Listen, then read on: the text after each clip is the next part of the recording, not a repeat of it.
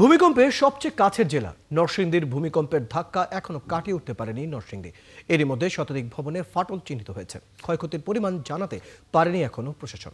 ফেটে যাওয়া ভূমির নমুনা সংগ্রহ করেছে ঢাকা বিশ্ববিদ্যালয়ের ভূতত্ত্ব বিভাগের শিক্ষার্থীরা। এদিকে বাবা ছেলে সহ নিহত ৫ জনের দাফন সম্পন্ন হয়েছে। সহকর্মী মোবারক হোসেনের পাঠানো তথ্য ও ছবিতে বিস্তারিত। শুক্রবার সকাল 10টা 38 মিনিটে বাংলাদেশে 5.7 মাত্রার ভূমিকম্পের কেন্দ্র ছিল নরসিংদীর মাধবদী। তাই কেন্দ্রের কাছাকাছি এলাকাগুলোয় ক্ষয়ক্ষতি ছিল বেশি। 5 জনের মৃত্যুর ঘটনায় প্রতিটি বাড়িতে শোকের ছায়া। জেলা প্রশাসকের কার্যালয়, সার্কিট হাউস, সদর উপজেলার আবাসিক ভবন সহ শতাধিক ভবনে ফাটলের কারণে দেখা দিয়েছে আতঙ্ক। ওই ছেলেটাকে আমি কোলে নিয়ে নিলাম, তাড়াতাড়ি করে নিয়ে দৌড়াই হসপিটাল দিকে রওনা দিলাম। আর আমার প্রতিবেশী রফিকুল ইসলাম ভাই, মাইনুদ্দিন ভাই তারা আসলো, তাদেরকে বললাম যে আপনারা দেলোয়ার ভাইকে নিয়ে আসেন। পরিবারটা অসহায় এবং এই পরিবারের এখন বেঁচে আছে মা এবং 2টো মেয়ে। পুরানো একটু বিল্ডিং তো মনে করেন সাইডে একটু স্পর্শ হয়ে কিছু বালিকণা পড়ছে। মানুষের টিনের ঘর, টিন দাগর তো দুর্বল ঘর, তাদেরই বেশিরভাগ ক্ষতি হয়েছে। আমার বাচ্চা ছাড়াও বললো এই বয়সে ভূমিকম্প হয় নাই। আর আমি ওই যে কালকা যে ভূমিকম্পটা দেখছি আতঙ্ক হয়ে গেছে। শুক্রবার শতাধিক নারী পুরুষ হাসপাতালগুলোতে চিকিৎসা সেবা নিতে আসলেও জেলা সদর সহ কোনো হাসপাতালে বর্তমানে ভূমিকম্পে আহত কেউ আর ছিলেন না।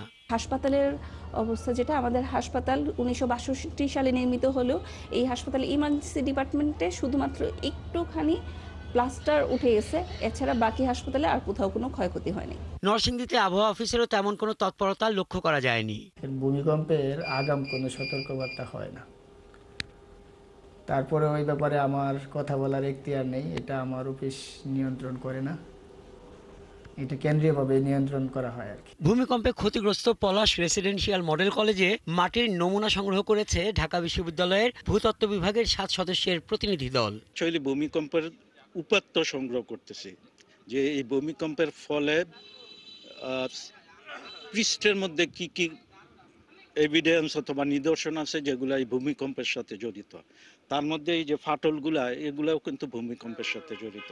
আহতদের চিকিৎসার খোঁজ খবর রাখা হচ্ছে বলে জানিয়েছে জেলা প্রশাসন। রবিবার দুর্যোগ ব্যবস্থাপনা কমিটির সভায় জেলার পূর্ণাঙ্গ ক্ষয়ক্ষতি নিয়ে আলোচনা হবে।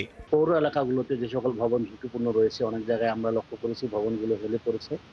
এই হেলে পড়া ভবন এবং ফাটল ধরা যে ভবনগুলো রয়েছে সেগুলো চিহ্নিত করার জন্য পৌর এলাকায়, নরসিংদী সদর পৌর এলাকায় পৌরসভার নির্বাহী প্রকৌশলীকে সভাপতি করে 4 সদস্য বিশিষ্ট একটি কমিটি গঠন করা হয়েছে। নরসিংদীর গাবতলীতে ছাদের কার্নিশ ধসে নিহত দেলোয়ার হোসেন উজ্জ্বল ও তার ছেলে 8 বছরের হাফেজ ওমর সহ মোট 5 জনের জানাজা শেষে দাফন সম্পন্ন হয়েছে।